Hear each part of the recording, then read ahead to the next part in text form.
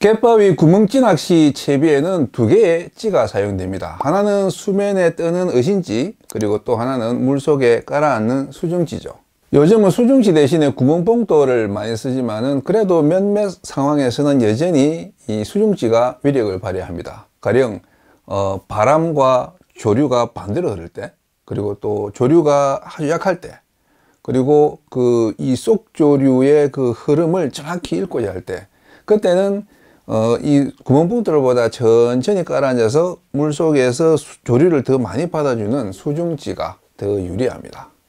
특히 미끌림이 심한 곳에서 이 수중찌는 구멍봉돌보다 돌 틈에 박히는 위험을 줄일 수가 있는데, 그 이유는 이 수중찌의 넓은 채적이 이 벽이나 바닥에서 튕기는 이 반탄율을 많이 받아서 통통 튕기게 만들어 주기 때문이죠. 그 중에서도 오늘은 최고의 미끌림 회피 능력을 보여주는 특별한 아이템을 하나 소개해 드리려고 하는데요. 바로 요놈 고리 수중찌입니다.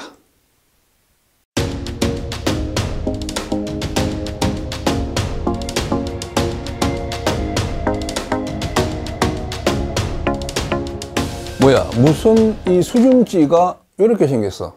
야, 허기자 이 고리찌 쓰는 거 좋아하더니 수중찌도 고리찌를 쓰는구만.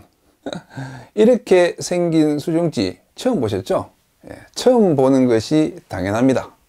왜냐하면 이 수중찌는 90년대 초반에 일본 쩌리겐사에서 출시했다가 얼마 지나지 않아서 단종된 제품이기 때문입니다. 그래서 지금은 이 상품화된 고리 수중찌는 구할 수가 없고, 요거는 제가 일반 그 수중찌에 이 도래를 박아서 고리 수중찌로 만든 겁니다. 이 찌의 원형은 이렇게 생겼습니다.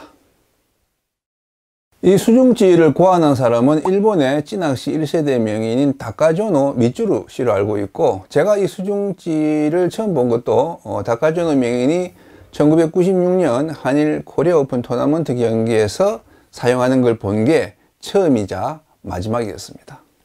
당시 다카조노 씨는 예선, 준결선, 결선까지 이 고리 수중찌 하나만 가지고 이 벽에 이렇게 붙여서 이렇게 훑어드리는 그런 낚시를 구사해서 준우승까지 올랐고, 그때 이제 그 낚시에 깊은 인상을 받았던 저는 그 다카조노 씨에게 고리 수중찌를 얻어서 이제 황제도로 들어간 다음에 거기서 똑같은 식의 이제 벽치기 기법을 구사해서 감성돔 2마리를 낚았던 기억이 납니다.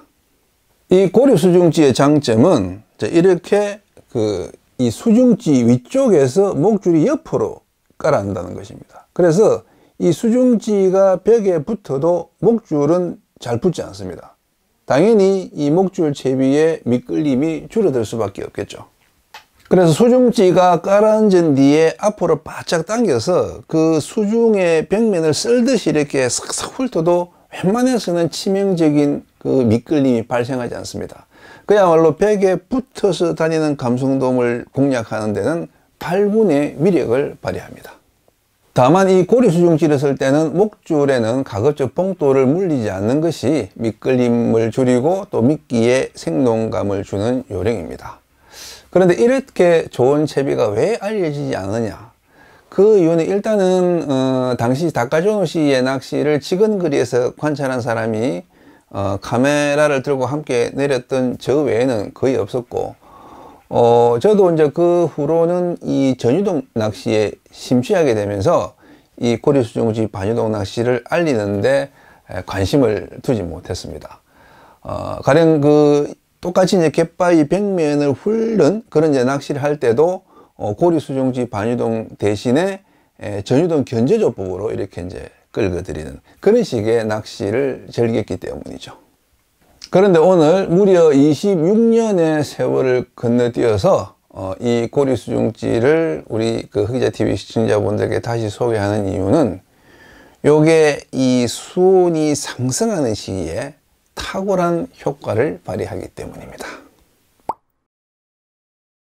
수온이 저점을 찍고 이제 다시 상승하기 시작하면은 이 따뜻한 물은 그 밀도 차이에서 찬물보다 상층으로 올라가게 되고, 또 이 깊은 곳보다 얕은 곳이 복사열에 의해서 먼저 데워지기 때문에 깊은 심층과 얕은 상층의 그 수온차가 크게 벌어지게 됩니다.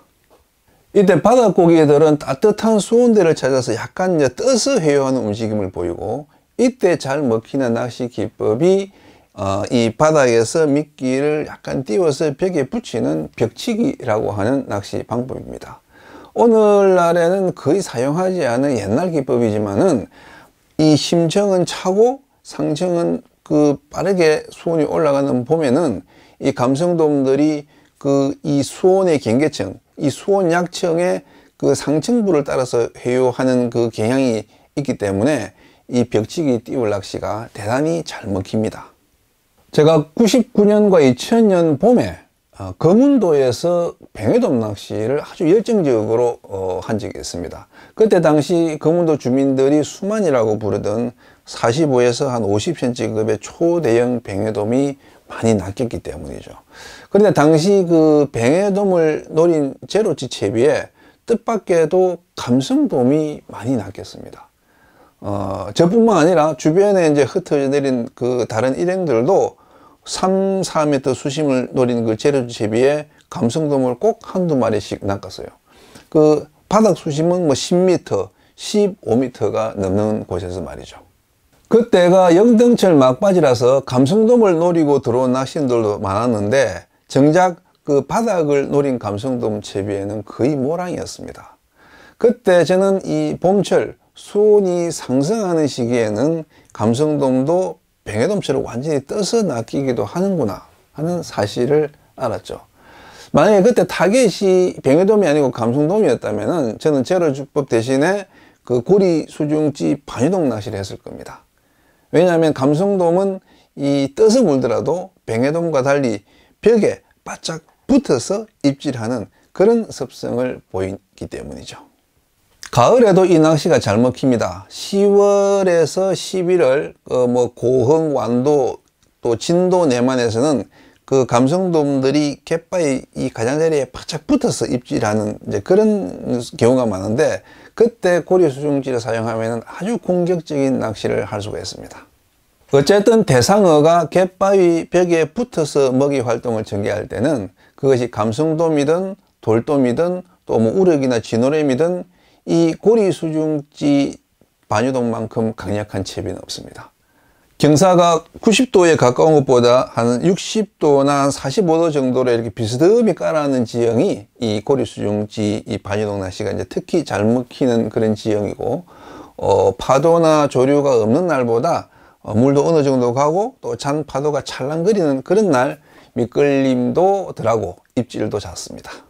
그리고 고리 수중지는 벽치기 띄울 낚시뿐만 아니라 이 수중지를 완전히 깔아앉혀서 이 바닥에서 질질 끄는 끄신바리 낚시를 할 때도 이 수중지 그 위쪽으로 목줄이 살짝 떠 있기 때문에 그 미끌림을 현저히 줄일 수가 있습니다. 고리 수중지는 시중에서 살 수가 없기 때문에 만들어서 써야 되는데, 만드는 방법은 간단합니다. 먼저 그 아무 수중지나 가져와서 수중지 상단에 도래만 꽂아주면 되죠. 보통 10번 도래나 또 수중지 구멍이 조금 크면 이제 8번 도래를 사용해서 이제 이렇게 도래 한쪽 고리를 납작하게 눌러서 구멍 속에 밀어 넣고 순간 접착제를 떨어뜨려 주면 끝납니다. 그런데 고리 수중지는 너무 무거우면 효과가 떨어집니다. 마이너스 2B에서 마이너스 4B 그 사이가 좋고, 마이너스 5B를 넘지 않는 게 좋습니다. 물론 끄신바리 낚시를 할 때는 이제 더 무거운 수중지가 필요하겠지만은 이 고리 수중지가 무거울수록 그 이 반탄유에 튕기는 그 반탄 기능이 떨어지니까 미끌림 위험은 더 커진다고 봐야 됩니다. 그런데 가벼운 수중지들은 대체로 크기가 작아서 이 약한 그 반탄유에는 제대로 기능을 발휘하지 못하는 단점이 있습니다.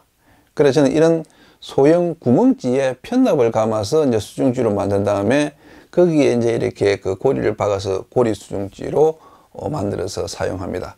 이렇게 좀 작은 찌보다 조금 이제 큰 찌로 만들면은 훨씬 그 반탄력이 높아지겠죠. 그리고 이렇게 고리찌 홀더를 달아서 다양한 침력과 크기의 고리 수중지들을 수시로 바꿔가면서 낚시할 수도 있습니다. 다만 고리찌 홀더를 달면은 이 장타를 때릴 경우에 이제 이 채비 엉킴의 위험이 높아지니까 먼 거리를 노릴 때는 쓰지 않는 게 좋습니다.